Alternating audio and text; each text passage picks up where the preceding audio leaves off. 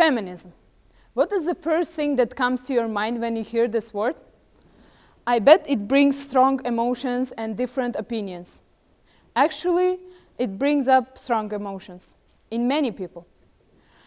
Many people, when they hear this term, they might think of splitting bills equally, or forcing women to join the military, or like arguing with women, conflicts with them.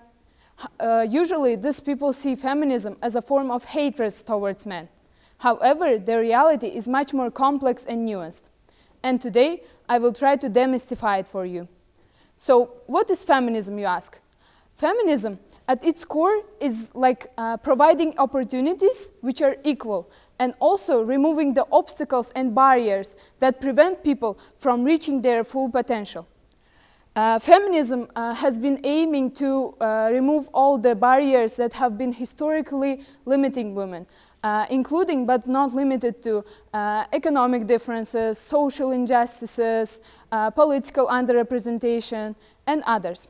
Actually, my answer to people who say that feminism means hating men is that feminism is considered as the only movement that tries to take into account and address needs of its oppressors, men.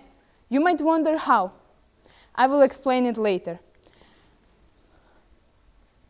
So, feminism is not a monolithic movement. It includes a variety of viewpoints, opinions, and beliefs. However, the main objective remains the same: advocating for equality.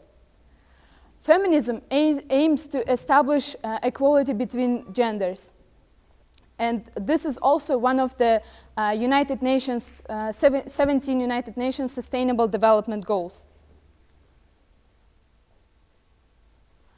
Feminism does not specifically mean hating men.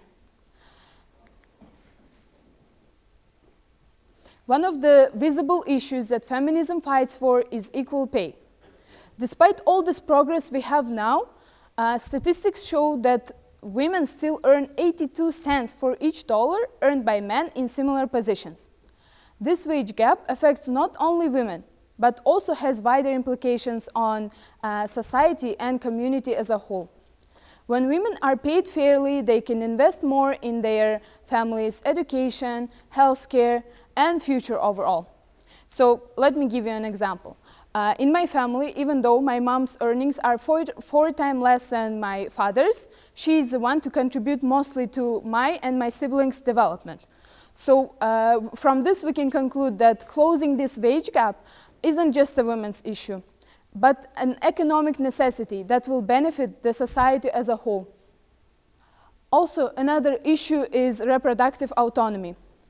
Feminism aims to defend the right of individuals to make informed choices about their own bodies. By doing so, it aims to empower women to decide what to do with their own bodies, and this lets them to not only control number of children they have or anything like that. It also helps them to control their life path. When women can decide if and when to have children, they can pursue educational and career opportunities without the burden of unplanned pregnancies.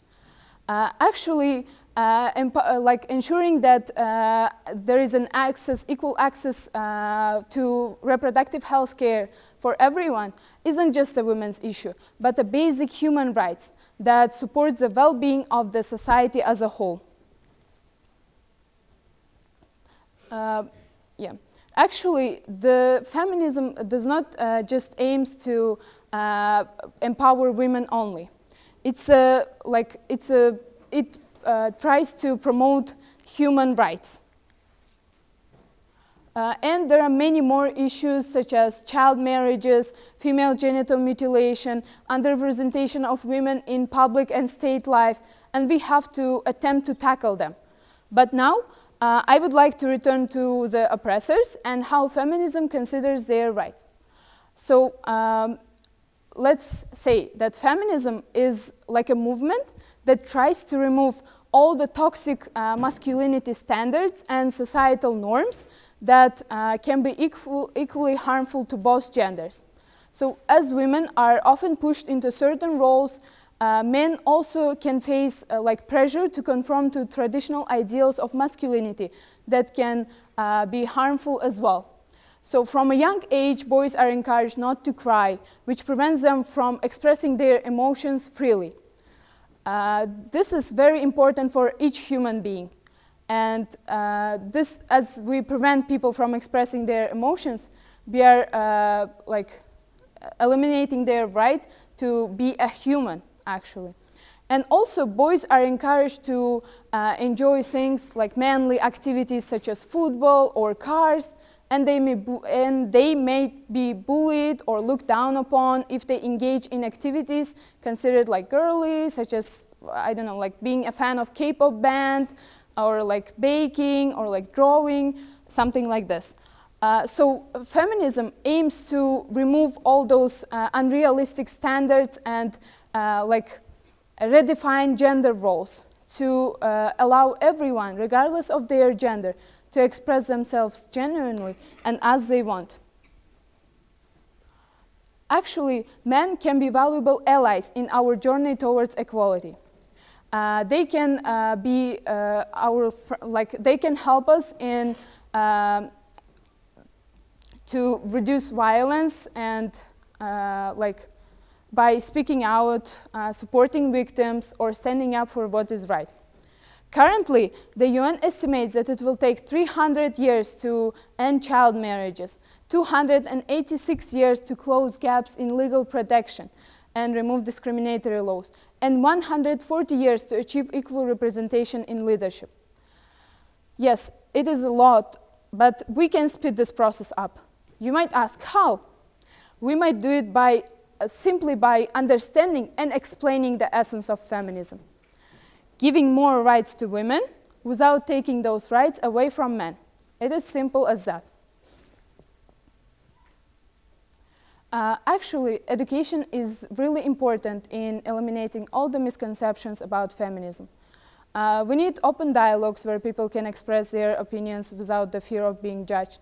We need schools to incorporate discussions about gender equality into their curricula, emphasizing respect and understanding from a young age.